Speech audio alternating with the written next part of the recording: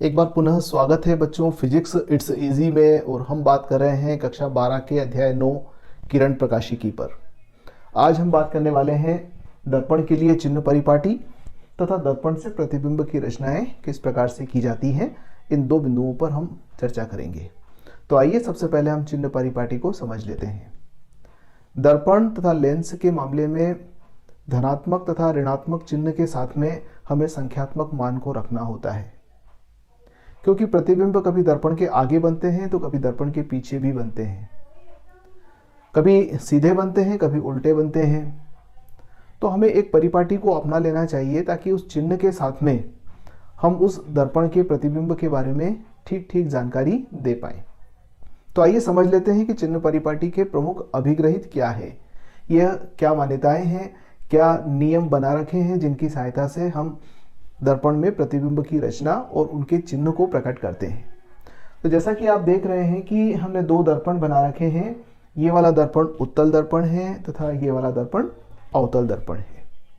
तो उत्तल दर्पण तथा अवतल दर्पण को इस प्रकार से रखा जाता है कि प्रकाश की किरण सदैव बाएं से दाहिनी ओर गमन करे। अर्थात ये जो तीर का चिन्ह हम बना रहे हैं ये प्रकाश की किरण को प्रकट करता है। अर्थात प्रकाश हमेशा लेफ्ट हैंड साइड से आएगा और दर्पण के ऊपर आपतित होगा। तो यह प्रकाश की किरण के आने की दिशा हुई। प्रकाश किरण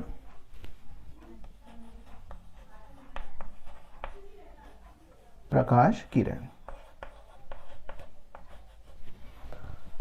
दर्पण में इस बिंदु को हम दर्पण का ध्रुव कहते हैं, जो दर्पण का मध्य बिंदु होता है। और दर्पण जिस गोले का भाग होता है उसके केंद्र को वक्रता केंद्र कहते हैं, सी से प्रकट करते हैं। इस दर्पण के लिए यदि बात की जाए तो वक्रता केंद्र ध्रुव से आगे स्थित है, और यदि उत्तल दर्पण के लिए बात की जाए तो वक्रता केंद्र ध्रुव से पीछे स्थित है। अब प्रकाश की किरण इस दिशा में आपतित होगी। ओके, हम निर्देशांक ज्यामिति को अच्छी तरह से जानते हैं। तो एक काम करते हैं कि हम यहाँ पर निर्देशांक तैयार करते हैं। और निर्देशांक तैयार करने के लिए जैसा कि आप गणित के अंदर पढ़ते हैं कि अगर किसी तल में निर्देशांक बनाए जाएं तो हम x तथा y अक्ष के रूप में उसे निरूपित कर देते हैं। तो ये देखिएगा कि हमने यहाँ पर इस ध्रुव से एक मुख्य अक्ष पर लंब बना दिया। इस ध्रुव को हम मूल बिंदु कंसीडर कर सकते हैं। ये ध्रुव हमारा मूल बिंदु हुआ, अर्थात समस्त दूरियां ध्रुव से मापी जाएंगी। तो चिन्ह परिपाटी में सबसे पहली बात हम कह सकते हैं कि प्रकाश सदैव बाएं से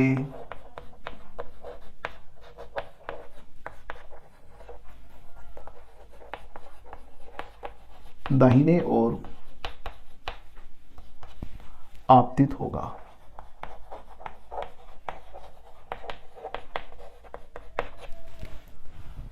दूसरा, समस्त दूरियां दर्पण के ध्रुव से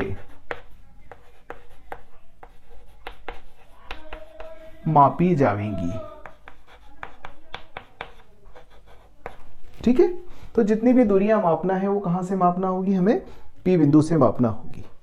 अब हम बात कर लेते हैं कार्टेशियन कोऑर्डिनेट सिस्टम पर, अर्थात निर्देशांक ज्यामिति में यदि ये मूल बिंदु है तो ये हमारी x अक्ष हुई और ये y अक्ष हुई। इस दर्पण के लिए ये x अक्ष हुई और ये y अक्ष हुई। तो आप जानते हो कि ये वाली जो अक्ष है ये धनात्मक अक्ष कहलाती है, पॉजिटिव x एक्सिस, और ये वाली अक्ष ये भी पॉजिटिव y एक्सिस, ये नेगेटिव x एक्सिस, ये नेगेटिव y एक्सिस। इसी प्रकार से यहाँ अगर बात करें तो ये पॉजिटिव x एक्सिस, ये नेगेटिव एक्स एक्सिस, ये पॉजिटिव वाई एक्सिस, ये नेगेटिव वाई एक्सिस। ये धनात्मक एक्स अक्ष हुई, ये ऋणात्मक एक्स अक्ष हुई, ये धनात्मक वाई अक्ष हुई, ये ऋणात्मक वाई अक्ष हुई। इसी प्रकार से ये धनात्मक एक्स अक्ष हुई, ये ऋणात्मक एक्स अक्ष हुई, ये धनात्मक वाई अक्ष हुई और यह ऋणात्मक वाई अक्ष हुई। हम इन्हीं बातों को ध्यान में रखते हुए समस्त दूरियों का मापन करते हैं, अर्थात ध्रुव से बाईं ओर की समस्त दूरियां ऋणात्मक मापी जाएंगी। तीसरी बात हम कह सकते हैं कि ध्रुव से बाईं ओर मुख्य अक्ष पर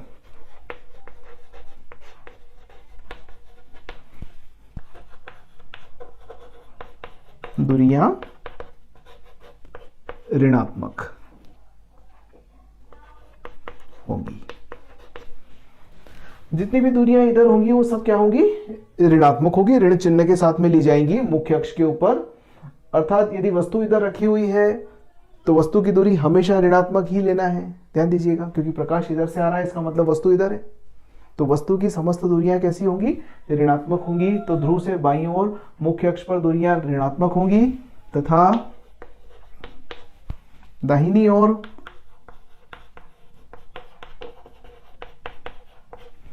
मुख्य अक्ष पर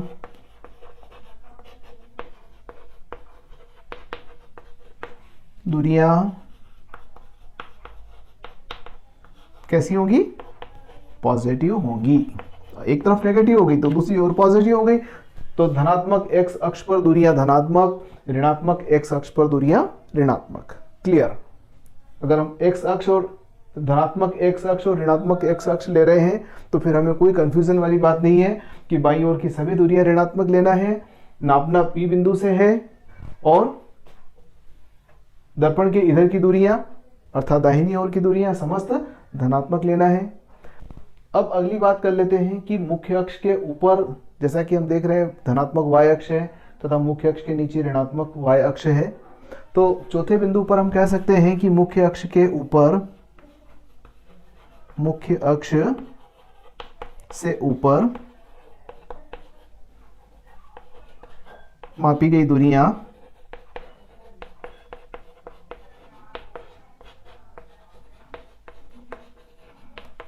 धनात्मक तथा मुख्य अक्ष के नीचे मापी गई दूरियां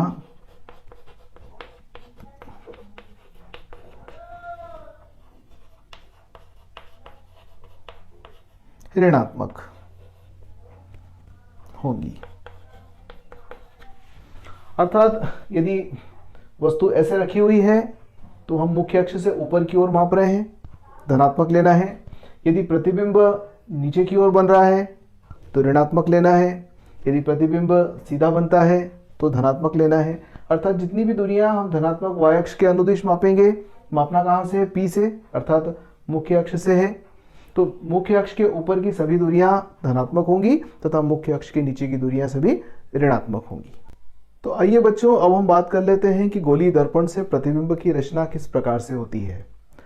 एक बात ध्यान रखिएगा कि जब भी दर्पण से प्रतिबिंब की रचना करना हो तो हमें कम से कम 2 प्रकाश की किरणों की आवश्यकता होती है। वस्तु से चलने वाली कोई भी 2 प्रकाश की किरणें परावर्तन के बाद या तो वास्तव में किसी बिंदु पर प्रतिच्छेद करेंगी तो उस बिंदु पर वास्तविक प्रतिबिंब बनेगा, या फिर वो फैल जाएंगी। तो यदि वो डाइवर्स हो रही हैं तो उस स्थिति में हम उन्हें पीछे की ओर बढ़ाएंगे और पीछे की ओर बढ़ाने पर वह जिस बिंदु पर पहुंचेंगी वहां पर उसका आभासी या काल्पनिक प्रतिबिंब बनेगा। तो प्रतिबिंब 2 प्रकार के होते हैं, वास्तविक प्रतिबिंब और आभासी प्रतिबिंब। इनके बारे में आपने थोड़ी बहुत जानकारी पिछली कक्षाओं में ली है। यहाँ पर हम बात कर लेते हैं कि दर्पण से प्रतिबिंब की रचना में हमें किन किन बातों का ध्यान रखना होता है। तो देखिएगा कि मुख्य अक्ष के समानांतर आने वाली प्रकाश किरणें परावर्तन के पश्चात फोकस से होकर गुजरती हैं या आती हुई प्रतीत होती है। इस बात को हम समझ लेते हैं कि ये प्रकाश की किरण है जो मुख्य अक्ष के समानांतर आ रही है। अब देखिएगा, प्रकाश की किरण हमने उत्तल दर्पण तथा अवतल दर्पण दोनों के लिए लिया है। यह प्रकाश की किरण मुख्य अक्ष के समानांतर दर्पण पर आपतित हुई। तो ये कहता है कि या तो फोकस से होकर गुजरती है, अर्थात अवतल दर्पण के केस में यह प्रकाश की किरण फोकस से होकर गुजर जाएगी।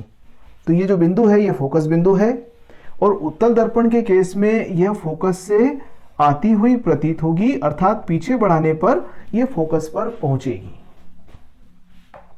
तो उत्तल दर्पण के मामले में हम प्रकाश की किरण को परावर्तित इस प्रकार से करेंगे कि वो फोकस से आती हुई प्रतीत हो, और अवतल दर्पण के केस में प्रकाश की किरण को परावर्तित करके फोकस बिंदु से होकर गुजारा जाता है। तो एक प्रकाश की किरण हम इस प्रकार से तैयार करते हैं। अब दूसरी प्रकाश की किरण है फोकस से होकर आने वाली या आगे बढ़ाने पर फोकस पर पहुंचने वाली प्रकाश किरण परावर्तन के पश्चात मुख्य अक्ष के समानांतर हो जाती है। अब देखिए कि यदि हम कहें कि एक प्रकाश की किरण किसी उत्तल दर्पण पर इस प्रकार से आपतित हो रही है, अब यहां अगर इस प्रकाश की किरण को आगे बढ़ाया जाता तो ये फोकस पर पहुंच जाती, तो ये प्रकाश की किरण परावर्तित होकर मुख्य अक्ष के समानांतर हो जाएगी।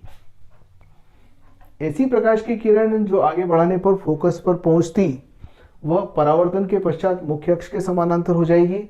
यहां पर यदि हम बात कर रहे हैं तो ये कह सकते हैं कि फोकस से होकर आने वाली प्रकाश की किरण, ये प्रकाश की किरण फोकस से होकर आ रही है, परावर्तन के पश्चात मुख्य अक्ष के समानांतर हो जाएंगी, अर्थात ये इस प्रकार से परावर्तित होगी कि मुख्य अक्ष के समानांतर निकल जाए। तो ये दो परिभाषाएं लगभग एक दूसरे के विपरीत है। मुख्य अक्ष के समानांतर आने पर फोकस से होकर आती हुई या फोकस से होकर जाएगी, दूसरा फोकस से होकर आती हुई या फोकस पर पहुंचने वाली परावर्तन के बाद मुख्य अक्ष के समानांतर हो जाएगी। तो दो प्रकाश की किरणें हम इस प्रकार से बनाते हैं। अब अगली प्रकाश की किरण, यदि कोई प्रकाश की किरण वक्रता केंद्र से आने वाली या आगे बढ़ाने पर वक्रता केंद्र पर पहुंचने वाली प्रकाश की किरण उसी मार्ग से लौट जाती है। अब कल्पना कीजिए कि एक प्रकाश की किरण इस प्रकार से आपतित हो रही है जो वक्रता केंद्र पर पहुंचती, तो यदि वो वक्रता केंद्र पर पहुंचने वाली थी तो परावर्तन के बाद उसी मार्ग से वापस लौट जाएगी। यदि हम यहां बात करें कि एक प्रकाश की किरण है जो इस प्रकार से वक्रता केंद्र से होकर आ रही है, ये वक्रता केंद्र हुआ, तो वक्रता केंद्र से होकर आ रही है तो परावर्तन के बाद उसी मार्ग का अनुसरण करके वो लौट जाएगी, वो दूसरे मार्ग पर नहीं जाएगी। तो ये तीसरी प्रकाश की किरण इस प्रकार से ली जाएगी। और चौथी है कि ध्रुव पर आपतित किरण समान कोण बनाती हुई परावर्तित होती है। मुख्य अक्ष के साथ यदि ध्रुव पर आपतित हो रही है प्रकाश की किरण, तो जो मुख्य अक्ष के साथ कोण बनाती है उतना ही कोण बनाती हुई वह लौट जाएगी, अर्थात मुख्य अक्ष के ऊपर से आती है तो नीचे से लौट जाएगी।